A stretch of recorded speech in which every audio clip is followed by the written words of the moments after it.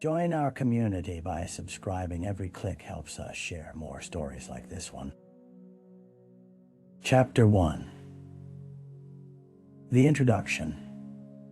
The small town of Maplewood, nestled between rolling hills and dense forests, often appeared to outsiders as a tranquil Havana postcard perfect community where everyone knew their neighbors. The sun rose each morning, illuminating quaint clapboard houses and flower-filled gardens. But beneath the surface lay secrets that would soon be clawed into the light. On a crisp autumn day in October, the air was thick with the scent of fallen leaves and wood smoke. Residents went about their routines, blissfully unaware that their lives were about to shatter. It was on this day that a sound met the ears of 3 teenage boys roaming the outskirts of town, scouring the woods for the best place to trap squirrel. Laughter filled the air, but it quickly faded into silence when they stumbled upon something an anomaly buried within the underbrush. What they found, partially concealed by shadows and scattered leaves, was a faded blue backpack. Curiosity piqued, they approached cautiously, exchanging glances that betrayed their growing unease. They noticed the fabric was torn, dirtied, and worn, but what captured their attention was the corner of a crumpled notebook peeking out, its sheets stained and smudged. With trembling fingers, one of the boys lifted the bag, and in that moment, innocence dissolved beneath the weight of the truth. Hours later, as sirens wailed through Maplewood's quiet streets, and the community gathered, questions replaced laughter. Who did the backpack belong to? What had happened to its owner? In the heart of the town, suspense thickened like faux blanched into a tragic story that would unravel the facade of their idyllic existence. Little did they know, the journey to uncover the truth would expose darkness that lay hidden for too long. Chapter 2. The Victim. As investigators moved swiftly in the wake of the discovery,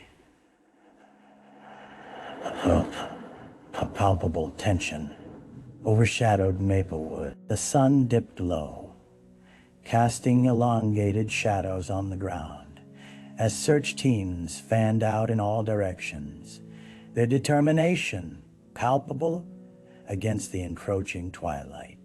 Meanwhile, the residents held their breath, waiting for answers. The backpack, now tagged as evidence, was traced back to a local high school student named Claire Jensen, a vivacious 17-year-old whose absence had not gone unnoticed. Claire, with her bright blue eyes and an infectious laugh, was celebrated for her kindness. She often organized charity events and volunteered at the animal shelter. Her family had reported her missing 2 days prior, an event that initially ignited a small concern, but had since escalated into full-scale alarm.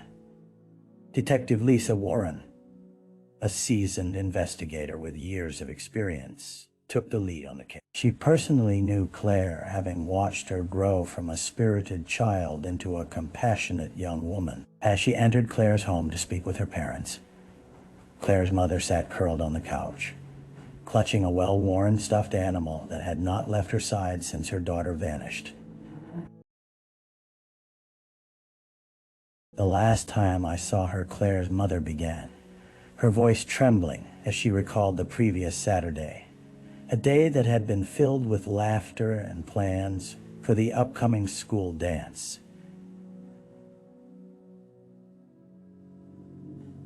But that joy was now replaced with gut-wrenching uncertainty. Detective Warren noted the details: Claire's favorite pastimes, the friends she spent time with, anything that might serve as a clue. A school project, an argument, a lost love. She rummaged through the narratives with practiced ease, determined to unearth any detail that could lead to the beautiful soul lost in shadow. As night settled, the haunting realization gripped Maplewood, a beloved daughter and friend was missing, and time was running short. A feeling of dread washed over the community as they grieved the idea that danger may lie just around the corner. Chapter 3. The crime scene. The following morning, the sun fought to cast its rays on Maplewood. The sky still a muted charcoal from the previous night's chill. Birds chirped, yet their melodies did little to lift the weight on the hearts of those searching for Claire. Detective Warren stood at the edge of the wooded area, her breath visible in the crisp air as she surveyed the crime scene, a collection of tapes marking boundaries of where to tread. The leaves crunched beneath her boots, a stark reminder of the fragile life that had once scurried about these woods. She focused on the area where the backpack had been discovered, marked now by a presence of uniformed officers and forensic teams. A sense of solemn duty gripped her, knowing that within these trees lay the potential to unlock the fate of a young girl. Forensic experts examined the ground meticulously, searching for any fibers, footprints, or other remnants of Claire's presence. Warren observed as they mapped out the area, employing techniques that were meticulously honed from lifetimes of work, under the guidance of various mentors. Patience was their ally, precision their tool. The air filled with the scent of pine and damp earth, thickening with anticipation. What did the woods conceal? A young forensic technician suddenly rose from his perennials of interwoven roots, hand raised. "Detective," he called, urgency wrapping around his word. He had found something, a piece of fabric snagged on a thorny bush. The vibrant colors suggestive of the winter jacket Claire had been wearing. In this moment, the truth became even more chilling as suspicions transformed into probable reality. Voices quieted as they cordoned off the area further, marking the fabric as key evidence. Detective Warren felt the weight of the world settle on her shoulders. The darkness of the never-ending woods began to mirror the depths of her fears what unspeakable events had transpired here. As the sun finally broke through, illuminating the ground, it felt more like a spotlight on a tragedy yet to unfold, rather than a new day bursting forth with light. Powerless against the grip of curiosity and anxiety, the townsfolk remained awash in uncertainty, holding tightly to hope that they would soon uncover answers as haunting as the whispers of the wind weaving through the trees. Chapter 4. The early investigation. In the days that followed, the once peaceful streets of Maplewood were transformed into a tableau of subdued chaos. Posters bearing Claire's beaming face, adorned lampposts and storefront windows, the pleas from friends and family pleading for information echoing throughout the town. Detective Warren, driven by personal ties to the victim, devoted herself to unraveling the tapestry of Claire's life, questioning friends, classmates, and neighbors alike. Her first stop was Claire's school, Maplewood High, a brick building whose facade belied the turmoil roiling within. Students filed through the halls, their laughter sharp in contrast to the somber nature of recent events. Warren joined the throng, her badge tucked discreetly beneath her coat as she moved through the noise, seeking those whose lives had intertwined with Claire's in the months leading up to her disappearance. She found Tommy Hart, one of Claire's closest friends. A lanky boy with an aura of timidity, Tommy sat on the curb outside the school, his eyes shimmering with unshed tears. "We were supposed to go to the dance together," he mumbled, his voice breaking as he recounted the last time he had seen Claire, a hurried text about colors and dress styles. promises brimming with youthful anticipation. As the conversation deepened, Warren sifted through emotions tinged with nostalgia, deepening her understanding of Claire's world.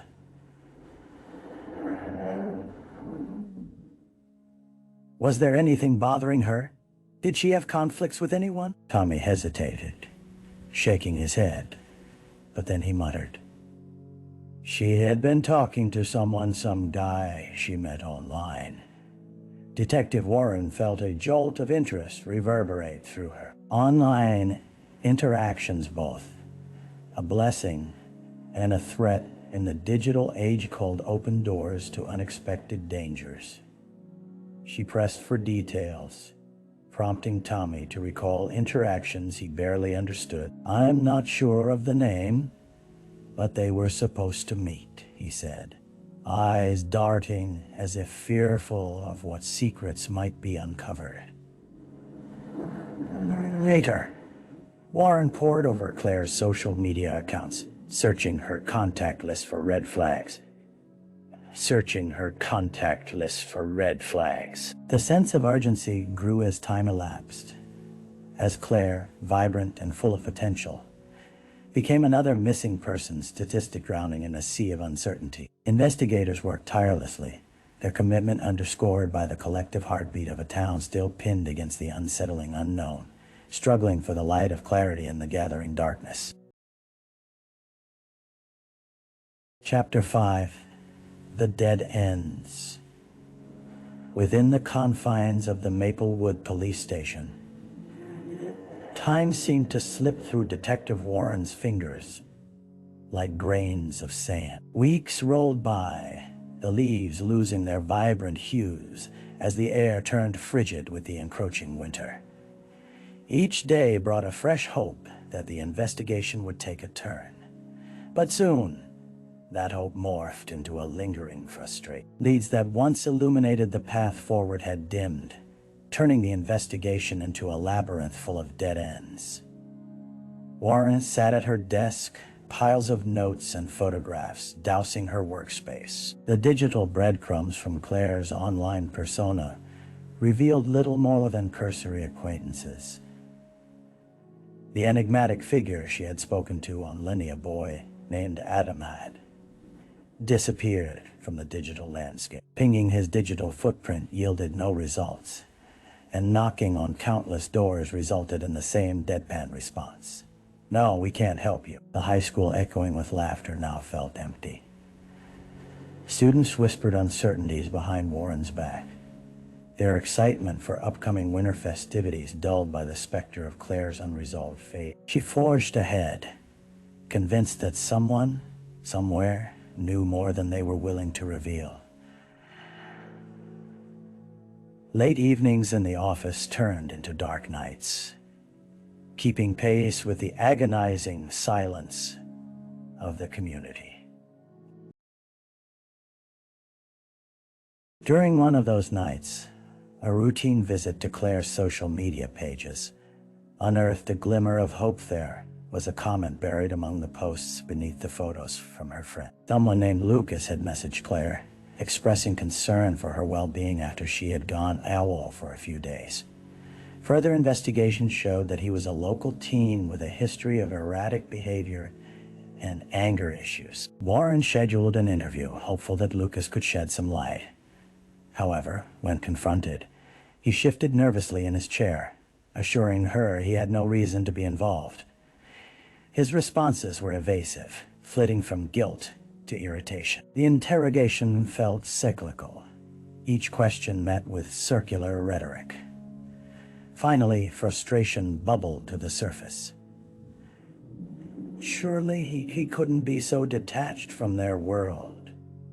Disinterest soon turned to lead-footed silence. With another possible lead that fizzled like a candle snuffed in the dark, Warren sat back in her chair, staring at the notes before her. Determined to strike a chord, she couldn't shake the feeling that behind every veiled interaction was something waiting to be unfurled, a twisted narrative too long cherished in the shadows. The canvases of silence warped the truth, and for each dead end, they reached, it became abundantly clear.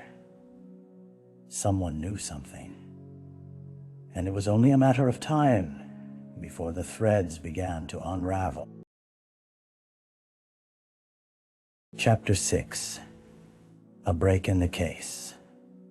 As December crept into Maplewood, the air grew heavy with the weight of unresolved questions and fraying hopes. Detective Warren immersed herself in Claire's case. Yet her nights were marred by restless sleeps, haunted with the faces of friends and family, each one crying for justice. Each one a reflection of Claire's light, extinguished too soon. Then, just as the frost began to settle on the ground, clarity arose unexpectedly. A tip from an anonymous caller shattered the veil of silence like a thunderclap. "I saw something."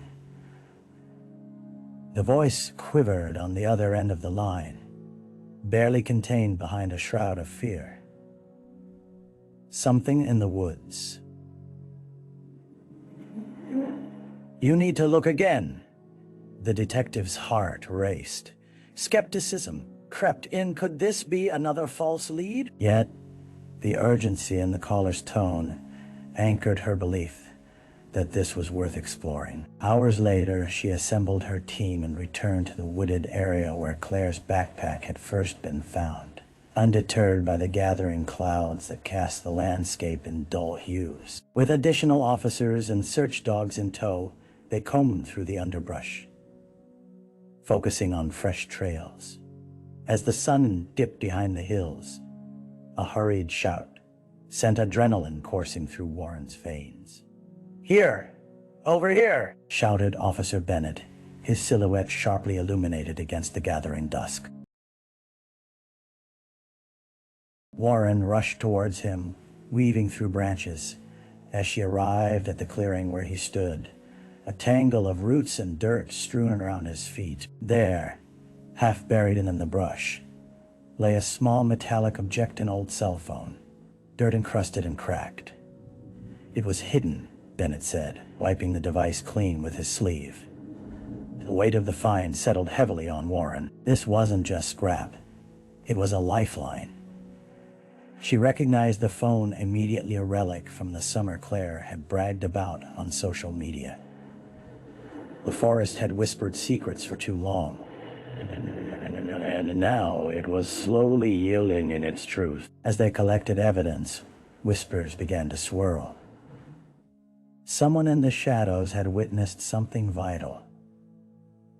Warren could feel the momentum shifting, the tide turning in their favor.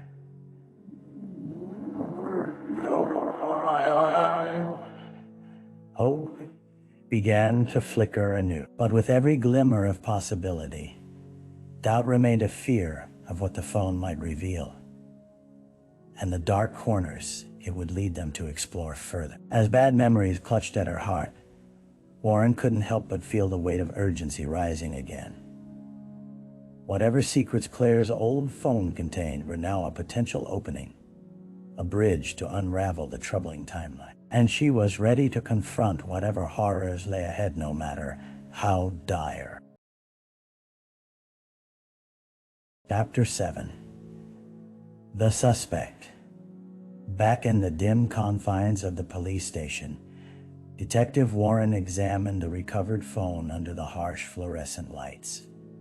Her fingers danced over the screen, cautiously navigating through its cracked surface. Scraps of data persisted against the odds, photos filled with laughter, messages filled with warmth. Yet, the deeper she delved, the more troubling.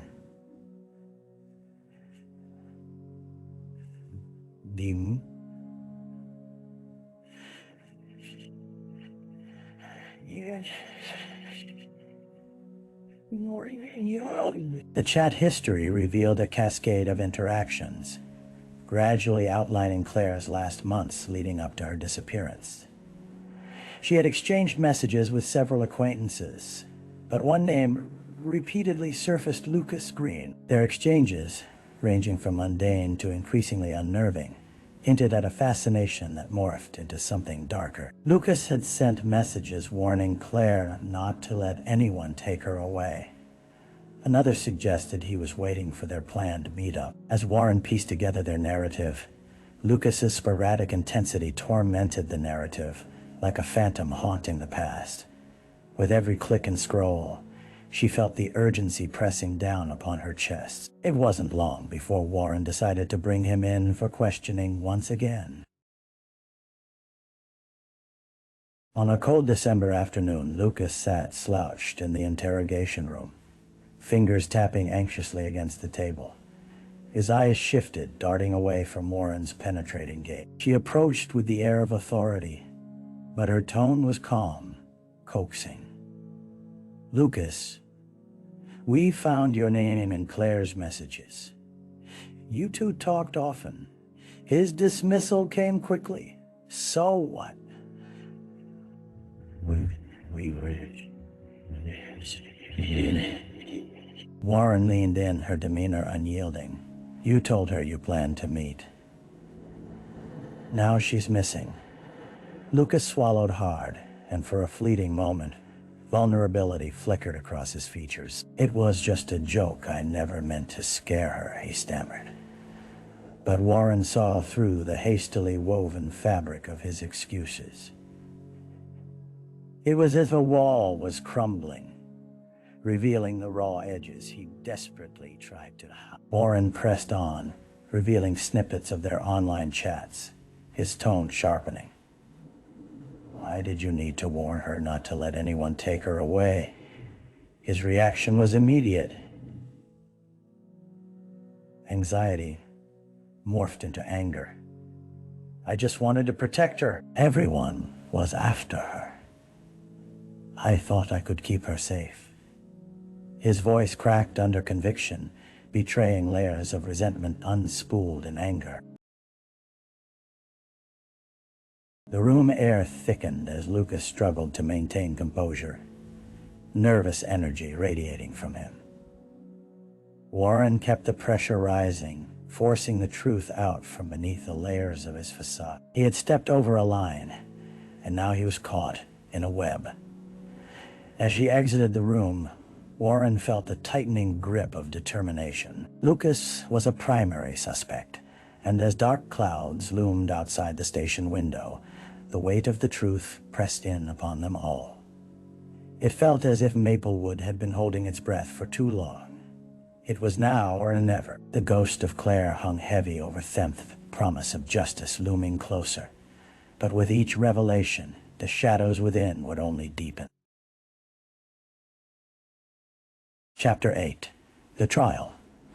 Months after the harrowing discovery of Claire's fate, the small town of Maplewood found itself thrust into the spotlight.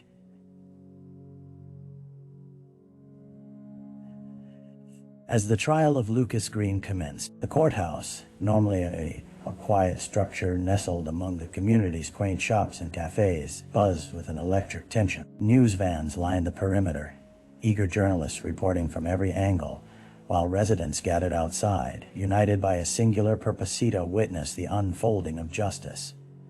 Inside, the atmosphere was charged with a mixture of heartbreak and anger. Claire's family sat at the front, their faces etched with grief yet tinged with a resolve that could not be ignored. Detective Warren was among the observers, keenly aware that the weight of their pain mirrored the burden of the truth she had fought so hard to reveal. This was a day she hoped would not slip into obscurity.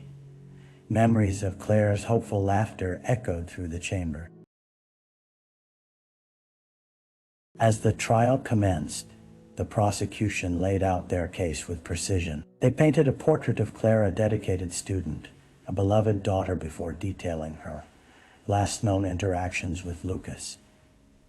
Citing his increasingly obsessive behavior, his messages filled with erratic emotions that shifted from affection to alarming jealousy. Witness after witness recounted the days leading up to Claire's disappearance, each testimony weaving a thread into the complex tapestry of a young life cut tragically short. The defense, however, sought to unravel their narrative, portraying Lucas as a misunderstood teen, someone whose only crime was being socially awkward. Emotionally confused, they argued that his warnings were born of misguided concern, that his intent was never harmful, but rather protective. To many, this defense felt like a chilling gloss over the darker truths hidden in the shadows. Doubt emerged like smoke, coiling its way through the minds of jurors and observers alike. Throughout the proceedings, Warren observed Lucas closely, noting the flickers of arrogance cloaked in a facade of remorse. Behind his calm demeanor lay an unsettling awareness, as though he reveled in the attention of the trial rather than carrying the weight of his alleged sins. In the final days, both sides put forth their closing statements. The prosecutor's words reverberated powerfully through the courtroom. Casting Lucas as the architect of Claire's suffering, he neglected common human decency and transformed love into obsession, endangering the very life he purported to cherish. They argued vehemently. Warren's heart raced as the jury deliberated, their weighty decision building the tension to a breaking point. Claire's family clung to each other, whispers of hope and fear oscillating palpable in the air. Time moved slowly, every second stretching into eternity until finally, a collective intake of breath silenced the room. The jury returned, finding Lucas Green guilty of charges reflecting his deep-seated involvement in Claire's demise. The gavel struck with a firm thud, punctuating the room with an air of finality that resonated against the walls. Relief mingled bitterly with grief, for justice had come at a heavy price. Claire's absence would continue to be a haunt, a poignant reminder of life's fragility, a tangled journey through darkness that had led to this moment. As the courtroom emptied and the sunlight poured through the tall windows, highlighting the dust swirling in the air, Warren appreciated the deeper currents at play. In fragments, there lingered hope, but the shadows would linger. Maplewood had been irrevocably altered. Justice had been served, yet Claire's memory would forever remain an echo tracing through time, a haunting call for compassion and understanding in a world that danced too easily with darkness. Chapter 9. The Aftermath. In the months following the trial, Maplewood grappled with transformation. The trial's verdict, while a semblance of justice, had left an indelible scar on the community. Claire's absence rippled through the town like a stone dropped into still water. The narrowed avenues where children once played offered no solace, serving instead as stark reminders of what had been lost. With the gavel's thud now echoing in memory, Detective Warren resumed her role within the precinct, but the weight of the case sat heavily in her chest. Each morning as she drove to work, she noticed parents clutching their children a little tighter, the smiles of teenagers now masked by an underlying anxiety in their eyes. Familiar faces wore expressions marred by a broken innocence. The shadow of Claire loomed heavily over them all. Warren organized community forums, inviting parents, educators, mental health experts, and youth to reassess their connections, fostering communication about online safety and relationships. The community needed healing, a space to confront fears without judgment. Survivors often found strength in solidarity. It was crucial to rebuild trust before it shattered completely.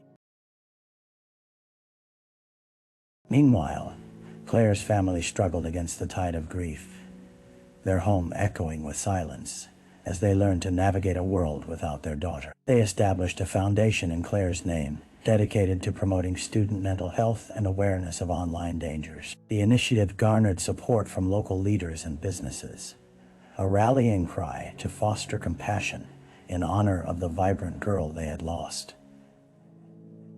As winter morphed into spring, The foundation began to facilitate workshops and town hall meetings. Detective Warren attended, often sharing insights gleaned from her years of experience. One day, a small girl raised her hand, voice trembling but firm. "How can we keep each other safe?" she asked, a question that resonated throughout the room. Warren felt the weight of the world resting on her shoulders. She conveyed the importance of connection, the reminders that their lives intertwined in ways they might overlook. "We must always speak up. A friend in need is never a burden. It's a call for solidarity," she said, her heart heavy yet hopeful. As the seasons shifted, Maplewood began to heal.